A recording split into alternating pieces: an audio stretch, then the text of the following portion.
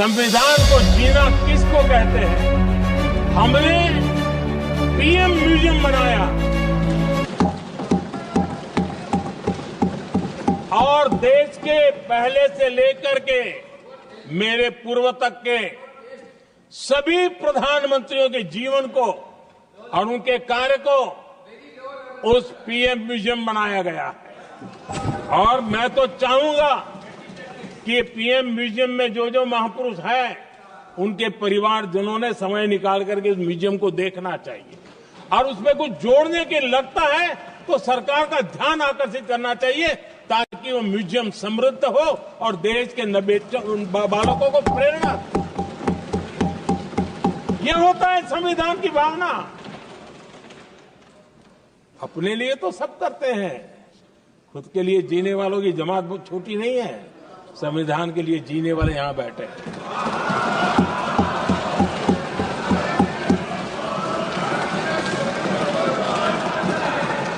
आदरणीय अध्यक्ष जी, जब सत्ता सेवा बन जाए तो राष्ट्र निर्माण होता है।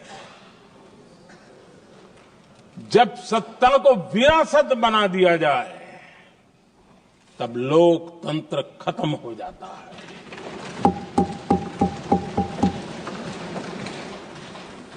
आदरणीय अध्यक्ष जी, हम संविधान की भावना को लेकर के चलते हैं। हम जहर की राजनीति नहीं करते हैं।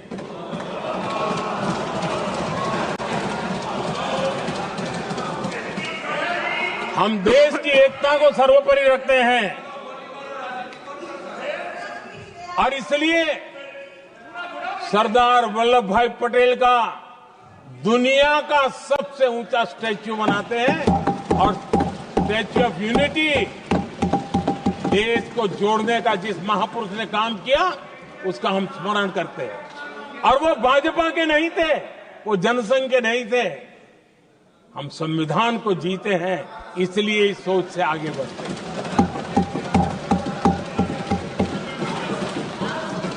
आदरणीय अध्यक्ष जी, ये देश का दुर्भाग्य है कि आजकल कुछ लोग अर्बन नक्सल की भाषा खुलेआम बोल रहे हैं।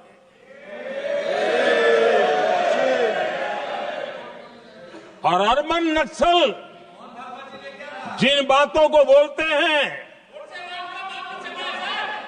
इंडियन स्टेट के सामने मोर्चा लेना,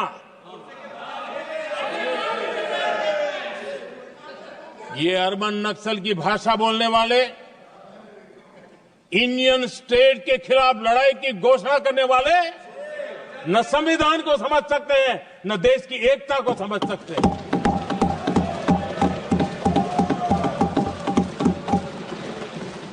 आदरणीय अध्यक्ष जी, 7 दशक तक जम्मू एंड कश्मीर और लद्दाख उसे संविधान के अधिकारों से वंचित रखा गया।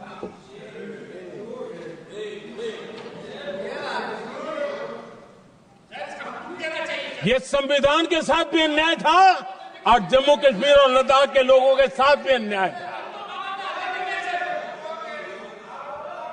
हमने आर्टिकल 370 की दीवार गिरा दी।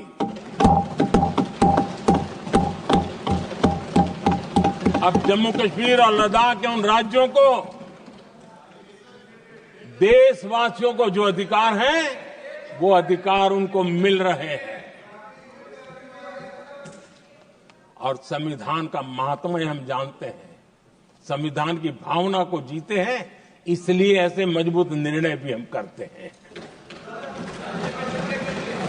आदरणीय अध्यक्ष जी, हमारा संविधान हमें भेदभाव करने का अधिकार नहीं देता है। जो लोग संविधान को जेब में लेकर के जीते हैं, उनको पता नहीं है कि आपने मुस्लिम महिलाओं को कैसी मुसीबतों में जीने के लिए मजबूर कर दिया था। हमने ट्रिपल तलाक का खात्मा कर करके संविधान की भावना के अनुरूप मुस्लिम बेटियों को हक देने का काम किया है, समानता का अधिकार दिया है।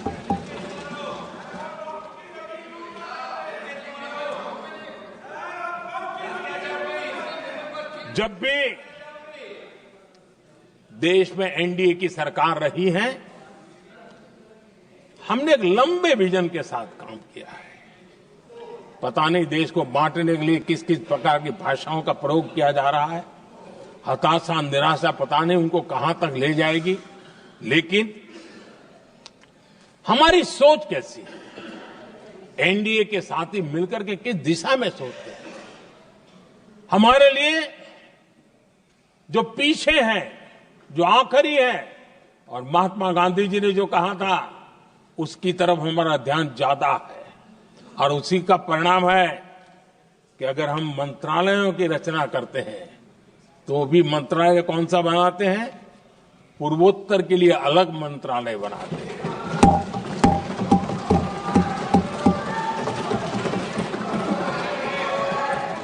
हम देश में इतने साल हो गए, अटल जी आए तब तक किसी को समझ नहीं आया था।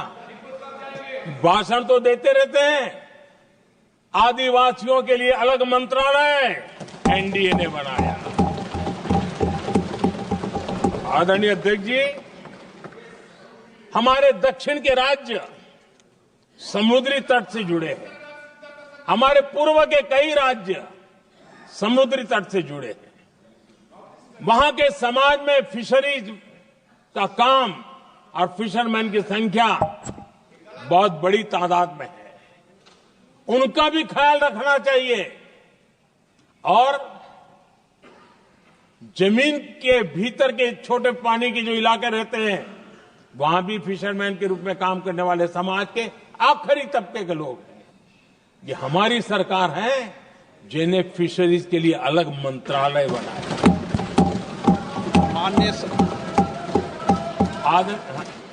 माननीय सदस्यों, अगर सभा की सहमति हो तो सभा की कार्रवाई इस विषय की समाप्ति तक बढ़ा दी जाए। माननीय प्रधान। आदरणीय अध्यक्ष जी, समाज के सभी पूजनीय संगीत लोग अगर डेवलपमेंट पे बल दिया जाए तो उनके लिए बन सकते हैं, उनकी आशा बना सकते हैं। इसलिए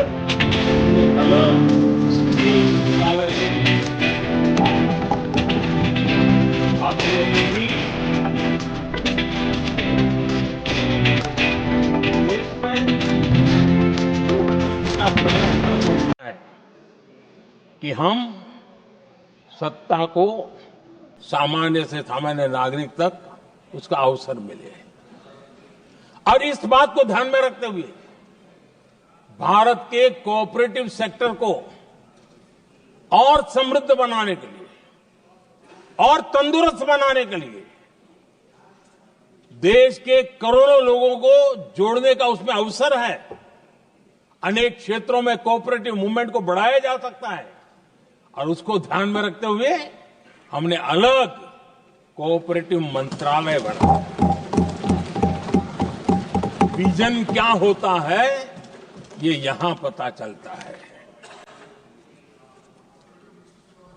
आदरणीय अध्यक्ष जी, जाति की बातें करना कुछ लोगों के लिए फैशन बन गई है। पिछले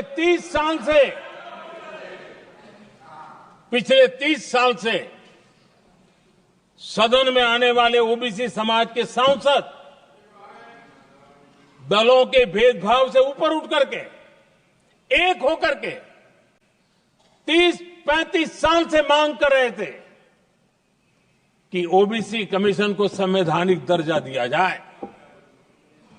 जिन लोगों को आज जातिवाद में मलाई दिखती है, उनको उस समय ओबीसी समाज की याद नहीं आई। ये हम हैं जिन्होंने ओबीसी समाज को संवैधानिक दर्जा दिया। पिछड़ा वर्ग आयोग आज संवैधानिक व्यवस्था में जो है। आदरणीय अध्यक्ष जी, हर सेक्टर में एससी, एसटी, ओबीसी को ज्यादा से ज्यादा अवसर मिले, उस दिशा में हमने बहुत मजबूती के साथ काम किया है। मैं आज इस सदन के माध्यम से देशवासियों को उनके सामने एक अहम सवाल रखना चाहता हूं। और अध्यक्ष महोदय, जरूर देशवासी मेरे इस सवाल पर चिंतन भी करेंगे और चौराहे पर चर्चा भी करेंगे। कोई मुझे बताएं, क्या एक ही समय में संसद में एससी वर्ग के एक ही परिवार के 3 सांसद कभी हुए हैं क्या? एससी वर्ग के एक ही परिवार के 3 सांसद कभी भी हुए क्या?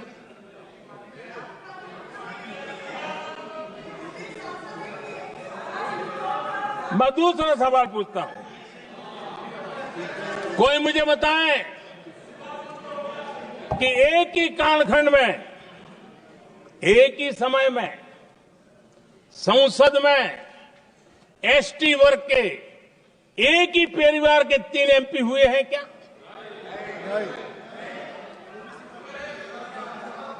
आदरणीय अध्यक्ष जी, कुछ लोगों की वाणी और व्यवहार में कितना फर्क होता है, मेरे एक सवाल के जवाब में मिला।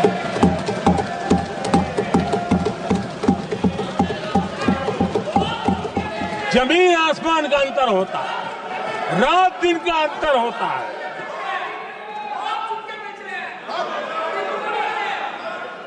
आदरणीय अध्यक्ष जी, हम एससी एसटी समाज को कैसे सशक्त कर रहे हैं,